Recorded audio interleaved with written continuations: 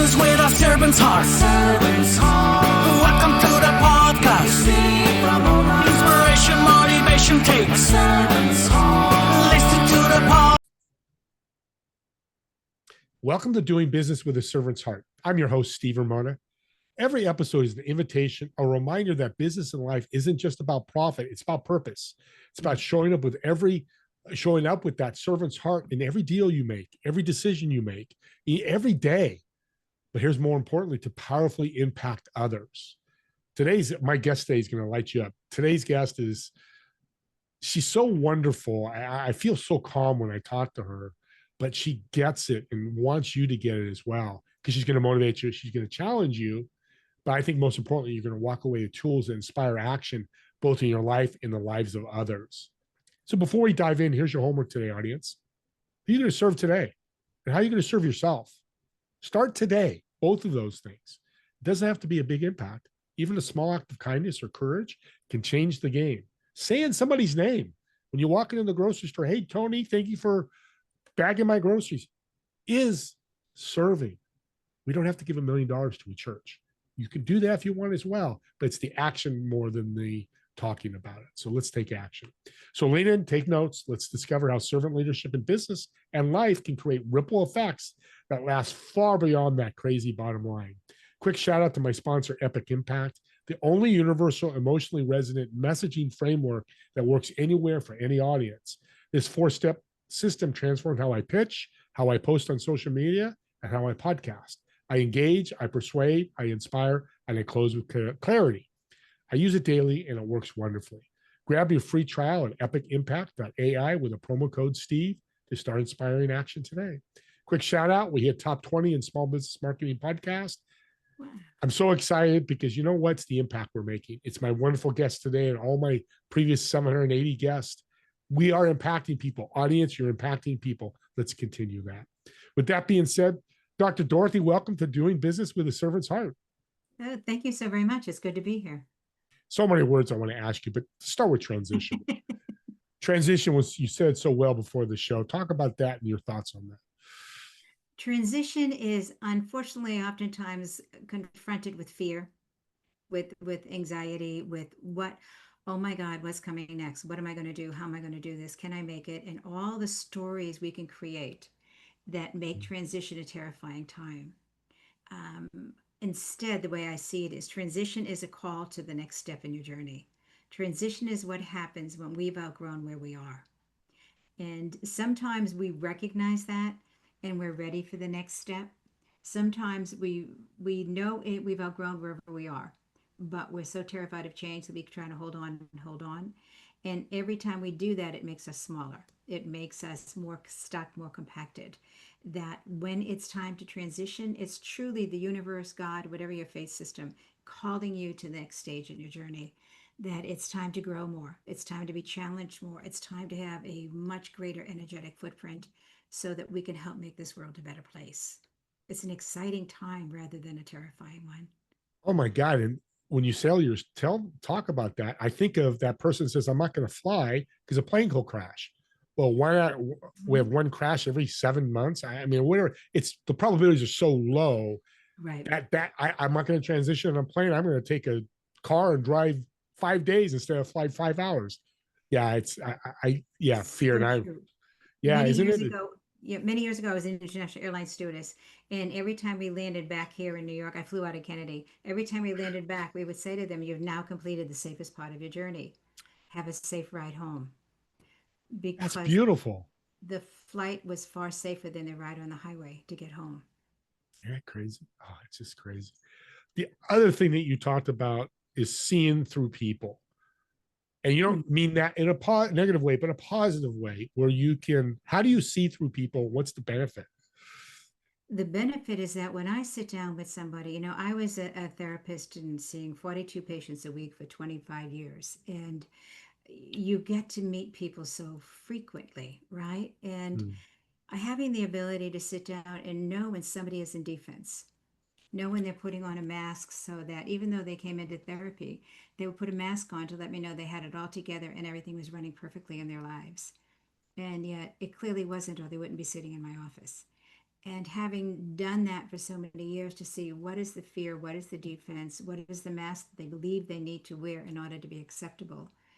And it just became a gift I must have come in with, because it was so easy to see through that lovingly, without an ounce of judgment, lovingly to see through that. And so at this point, whether I'm at a business meeting, whether I'm consulting on something, whether I'm with a coaching client, it's it's just natural to say, what is really going on?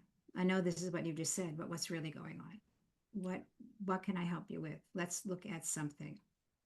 And because my approach, one of my clients, and many has followed up with that, said she holds your heart while she kicks your ass. And what they really meant by that is that there is never an ounce of judgment, never. But it's like being an accountability partner. When somebody who is head of a major hospital in the United States and says to me, I've never done a damn thing right in my life. And I'll say, you're right, you're an absolute failure. And they, wait a minute. And I said, okay, we could have done 7 years of therapy. I've been more than capable to do that. Or in 2 seconds, we can bring it back to, wait a minute, do you know who the hell I am? And now let's come on back. And now tell me what's happening. What put you in that place that you believe you've never done anything right in your life? Because you've done a heck of a lot of things right to be here. Yeah. So let's talk about it.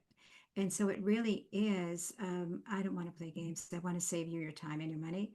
But also, rather than running around in stories, which we all create, let's go straight into the point and see what needs to get done. Far more effective. Servant hearts don't play around. They get right to the point. How can Right, I help you? I'll see what I can do.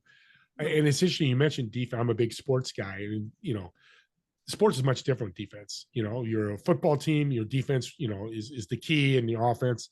But in business and life, you need to be offensive. Like Darren Hardy, who's the Success Magazine the Mm-hmm. founder, and he just talked about yesterday. So our timing's perfect. He says, you've got to be offensive in business. You had a failure, be offensive. Don't be all. So I want to accentuate that because defense is not working in business. It's Right. offensive. You need to be It isn't. offensive. And welcome to humanity. Take that 1 minute or those 2 minutes and say, I can't believe I was so stupid. I can't believe I did that. I can't believe. Okay, take a minute or two, beat yourself up, knock it over it, come on back. Let's go on and go forward. Well, we're all human and we all have those moments where we can sink. So sink, but don't live there. Some people live there for 30 years. Some people live there for a few months. Go there, visit there, get out of there, come on back. And now, where can we go? What can we do? How do we rectify this? What needs to be done next? So that's where there's room for humanity, but the recognition that we can't live there. We can't be in that wounded place. We can't be in that self hatred place. It'll never disappear, but we don't have to live there. We can visit it and jump out, you know? Powerful piece of advice to live there. I'm going to write Yeah. that down. I found something in your background, CAM, which is complementary and alternative medicine. I'm very Right. intrigued by this. So this is a selfish question. I'm sure audience wants to learn too, Go but right I want to ahead. learn more. What about it? What's your question?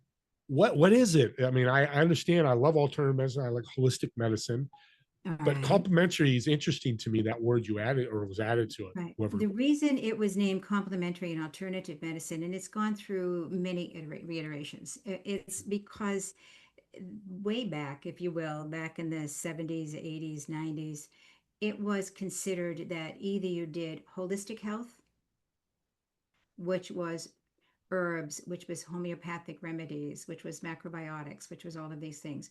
Or you did allopathic, which is going to the doctors, going to the hospital, taking all these medications and doing this.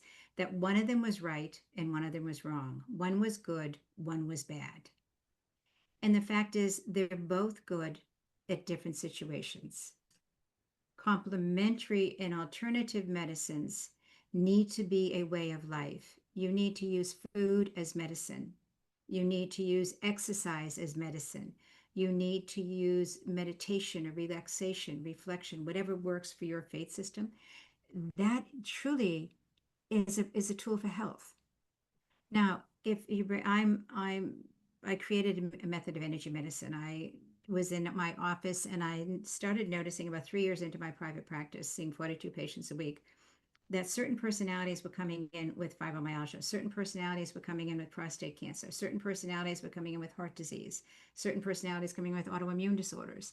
And when I talk to friends who are specialists and say, have you noticed all of your patients have it generally the same personality? No, it's coincidental. If I could predict it, it was not coincidental. So I went and became certified in 9 modalities of integrative healthcare, 5 of which were Eastern medicine, iridology, looking at the iris to do diagnostic, for systemic or organic dysfunction, or iridology, reflexology, acupressure, and so forth. And then I did several others. I combined the best of all of it with my experience in my work in my office and created my own method of energy medicine. I ended up founding an institute, the Institute of Healing Arts and Sciences. And for 19 years, I had a 4-year program training physicians, nurses, occupational therapists, massage therapists, physical therapists, and psychologists, people who wanted to become healers, and looking at healthcare from a holistic, from complementary. So let's look at all of this so that if my son falls down and breaks his leg, I want him in the hospital. I want them to put a cast on it. I want them to do what needs to be done. Simultaneously, on the way in, I'm going to be doing healing work on him. I'm going to help expedite the healing process. And it's an exaggeration, but let's say the bone's broken here. We've got this place. I'm going to be sending, as we can do with energy, you can learn how to do this, sending cells into creating energetic pathways for cells to grow, to reconnect. So what ends up happening is that it may take him 2 weeks to recover from a broken leg versus 6 to 8 weeks, as the doctors will tell you, because I expedited the process through energy work. So I worked complementary with what's going on with allopathic medicine, and I didn't work against it. I worked as a team. Let me do this, you do that. We will work together to support this patient, truly healing, not just getting over a problem, but healing. Because you see, allopathic medicine is trained to fight disease. Complementary medicine is trained to empower the body. So yes, disease is there, but if we empower the body, naturally the immune system is strong enough to combat it. So that's truly what it all is we work in conjunction with, we are complementary to, we are not in opposition with. Well, you're in my head because a quick story, I started fasting 4 months ago. Every Monday, 24-hour fast. All I have is water, 42 pounds down and off my diabetes and cholesterol medicine within 4 months. The doctors are blown away. I'm living what you just said. Right. My body fixed itself. Probably the wrong words. I apologize, but how I looked at it. Yeah. Okay, Your body knows how to bring balance in, and it works to do that. If your work against your body is stronger than your ability to do so, then you're going to win. You will destroy it. But if you support the body, not just fighting the disease or the disorder of diabetes or whatever, cholesterol and all of that, if you support the body by doing what it needs, healthy food, yes, water cleanse, doing all of these different things, and exercise, what you discover as well is that emotionally and spiritually you shift. Yes. Right?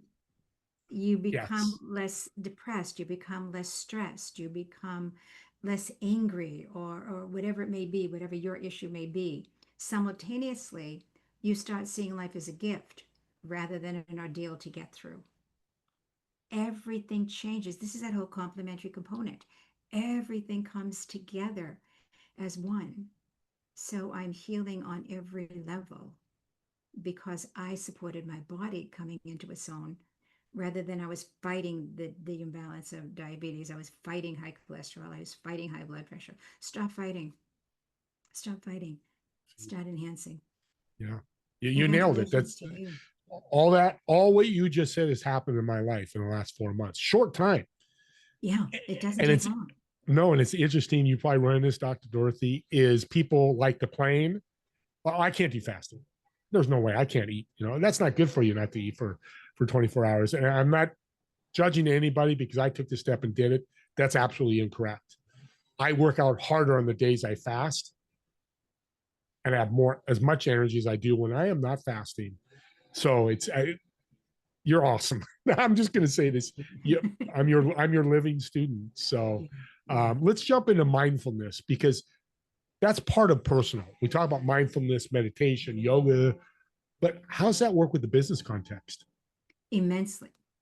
Because what Okay. happens is that with the folks I've worked with leaders I've worked with, if they are not starting with mindful of what are they feeling, what are they thinking before they walk into a meeting. If you walk into a meeting and you're enraged at your wife or one of the kids or at somebody else, whomever it may be, and you walk into this meeting that has nothing to do with them, you're showing up ready for battle. So somebody is going to say something that you could take 12 different ways, but you're going to take it as an affront. Yeah. And now you've set the energy, you've set the tone, you've really had a massive impact on this meeting, all because you weren't mindful of, wait a minute, I'm going into this meeting. Where do I want to be when I walk in? How do I want to feel? How do I want to be present to what is happening here? And it may be I need to walk in compassion. I need to be able to walk in authority. I need to be able to walk in with inquisitive. What does everybody think about this? Let's put our heads together and come up with some idea. Who do I want to be? So I need to be mindful of what I'm experiencing at the moment so I can truly be present in a way I want to be present with somebody. Simultaneously, when I learn to see me and experience me, experience is much more than knowing. When I learn to experience me and I'm present with that, I have a far greater ability to be present with somebody who's at that meeting and says something because he or she may have said it from a place of timidity or they may have said it from a place of aggression. But when I really look at them, what I see is they're really in a place of fear. And so if I'm mindful enough of me, I'm aware that not all of us or any of us always present exactly the way we wanted to present. And so I can look closely enough and see he's not angry at me or she's not angry at me. They're in fear and it just come out that way. So I can address their heart and soul. I'm not going to address their anger, which changes the dynamic in that meeting just like that. So the gift of mindfulness means one, I'm not going to judge whatever emotion I have because every one of us has a wide variety. You know, I'm somebody that opens up the screen door and shoos a fly out. I don't want to kill it. Simultaneously, if I'm in the car and somebody in front of me stops at a yellow light, I just want to get out and slap them on both sides of their head. All right, if I'm in a rush. And I think, okay, ooh, Southie, I grew up in the projects. Ooh, Southie's still alive and kicking, isn't she? And then I just laugh at it. And because I laughed at it, I let the frustration go. I let the anger go. And there's not a chance in Hades I would slap anybody. It's just not me, right? But Right. the urge comes, and I can laugh at me and just say, yeah, the kid from the inner city is still alive and kicking. And it changes my emotions immediately. And it's understanding, welcome to humanity. I'm not judging for a single second that my first response was, you dumb squat. All right, welcome. My second one was who I really am. Yeah. And I think that unconditional loving acceptance of all the many places we go to allows us to have that unconditional loving acceptance of others in our lives. It Humanity really is the key. is. You're making people's jobs easier. Do you know that? That's a good thing. I Audience, you hear love that? Making that. people's Yeah, jobs easier because you are. I mean, just thank bringing you. mindfulness in, their CEO or executive is going to be a better CEO executive, and he's going to have better people. Absolutely. It's just Absolutely. And think of the impact on the team. So not yes, only does the man or woman who is the CEO or the COO, whatever, come in with that, when that's the energy they walk in a room with, without even thinking about it, they're modeling that behavior to everybody in that room who, if they needed that modeled, now can take that to their smaller teams or take that home to their wives and their children or their lovers or whomever. And so now the impact is so much greater. It's not just you, you've impacted that ripple effect of all these other people that will be impacted. and the It's connecting with people amazing. is the secret sauce that people are trying to find. You just gave it out there. I mean, Yeah, I want to connect with my HR director. I'm not connecting. You'll hear that all the time. I don't have a right. connection with them. Mindfulness and all this we've talked about would solve the problem. I think would be Yeah. at least make it better, which is good. It really does. And if you don't need to make anybody the enemy, it's amazing how we have no enemies. Yeah, amen. I love Right? that. Well, coming to the end here, but can you share a story of somebody you coached and worked with, an executive? I'm sure you have many of them, but something that we'd like to hear. Um, Let me think if that's a new one. Yeah, let me just pick one. A woman I dealt with who was head of a hospital and was brought in. She did amazing work in another hospital, another major hospital in the country, and was brought into another one. And unfortunately, what she ran into was the old boys network of all of these people in charge of their departments. I know neurology is the most important part in the department in the hospital. I know this one is the most important part. I know this one is the most. And all of a sudden, and who are you doing here? One, you're a woman and you're an outsider. Nobody should get that position but somebody who comes up through the ranks. And it's like, whoa, she was brought in because she had a vision that was really transformative in healthcare, that every single person there would win. It wasn't in competition against, it was how to win. And when she came in and was fighting and fighting and fighting to make this work and getting sicker and sicker and sicker physically, getting more and more depressed, getting more and more into self-hatred. What was I doing? What was I thinking? Why did I do this? What was I, and on and on.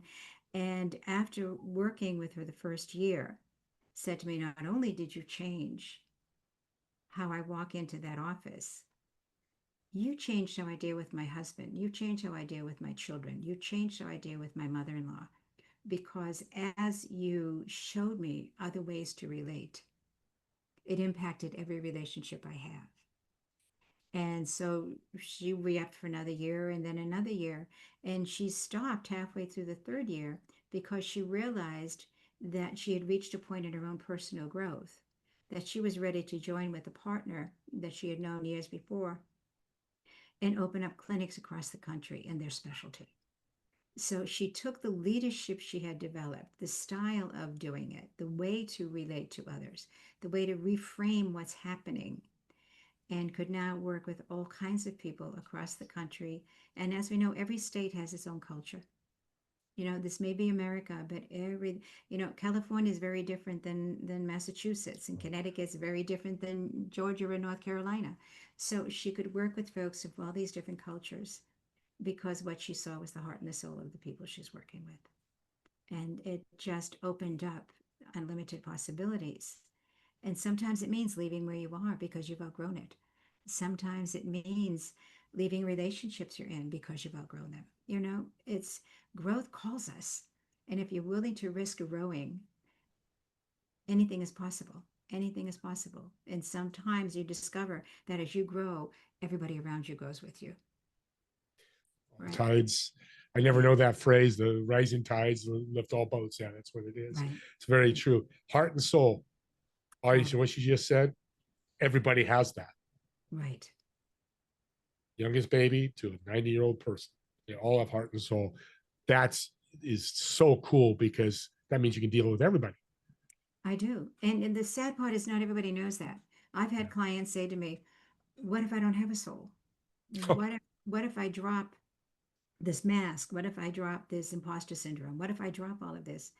And we discover there's nothing there. There is so much there. That's the excitement. And you can't get to that real place when the masks and the defenses and this mindset is so solid. So it's really having somebody trust me enough to know that I come from a place truly of unconditional love, of seeing who you are, where you are. And yeah, I may kick you in the butt on occasion, but it's only because you're making your trip much more difficult than it needs to be. It's only because you're going down a self-destructive path and I want to help you get back here. It's Yeah, never assaultive, it's never demeaning. It's just, have you looked in the mirror lately? yeah. You're a dodo bird. You're not seeing what everybody else in the world is seeing. Let's come on back and check this out. And What a way. This yeah, is a great way to end the show. This is fantastic. Real quick, fun question. yeah. So I've got a table in a restaurant reserved for you. You'll sit in the first chair. The other three empty chairs. Who would you invite, whether they're dead or alive, to sit, converse, get to know, ask questions, and more importantly, what food would you order for the table? Oh my God, I love food. There you go. Who would I invite? Um, I would invite Jesus Christ. I would invite Buddha. I would invite Martin Luther King. Powerful table. Holy moly. Right. Yeah. Yeah. And George Washington, what was his vision? I would invite all of us, and what an amazing, amazing conversation that would be with these exquisite leaders that all had a vision, all had a purpose, and knew their purpose and lived it. We're successful. How amazing that would be. Oh, so powerful. What are they eating? Oh my God. Well, I grew up Irish, so potatoes are going to be in there somewhere. All right. Okay. So got to Got have our it. potatoes. But just so many things. God, I love French food, so many vegetables. And gee, there's too many to think of. I can think of great What's the Italian food. last great meal you had? The last great meal I had um, was I was out with some friends, and what made it great, I was out with friends. Lots of laughter, lots of laughter. The vodka gimlet straight up started that whole thing off, and Oh, so then good. having shrimp, and then having a small steak. America wants to give you a 20-ounce steak or something, having a Yeah. 4-ounce steak, with all kinds of vegetables prepared in the most amazing ways, with so many herbs, so many dressings, so many, oh, so delicious. Right? There's the meal. Yeah, You nailed it. it's the meal. Yeah. Dr. Dorothy, thank you so much. You're an incredible guest. Oh, Absolutely, more thank you. importantly, you're an incredible person. And I Well, see appreciate you that. sharing. Oh, my pleasure. Oh, I'm sure people listening may want to reach out to you, learn more about you, maybe she's got 10 books, audience. We won't talk about them today, but she's also written 10 books, which is amazing. But how can they find you and learn more about you? they can drop me an email, Dorothy at askdrdorothy.com, AskDiDorothy, or go to my website, askdrdorothy.com. What a way to end the show. She started with a servant mentality and simple. She makes things simple. She ended with simplicity. Thank you again. Audience, subscribe to the YouTube channel. Perfect example is this show. These are gifts. As I'm listening, there's a couple of people I'm going to share it with. Just go, hey, listen to Dr. Dorothy. I know you're struggling with imposter syndrome or something as you're talking to people. What a gift. I've got so many notes. I'm sure you have notes, but use these podcasts as gifts to impact others. It doesn't have to be my podcast. It could be anybody's, any others. But when they resonate with you and you're thinking of somebody else, there's your gift you can do. And that's how you can serve others. With that being said, thank you for watching. Me and Dr. Dorothy want to thank all of you for watching Doing Thank you. Business with a Servant's Heart. We'll talk to you soon. Bye-bye.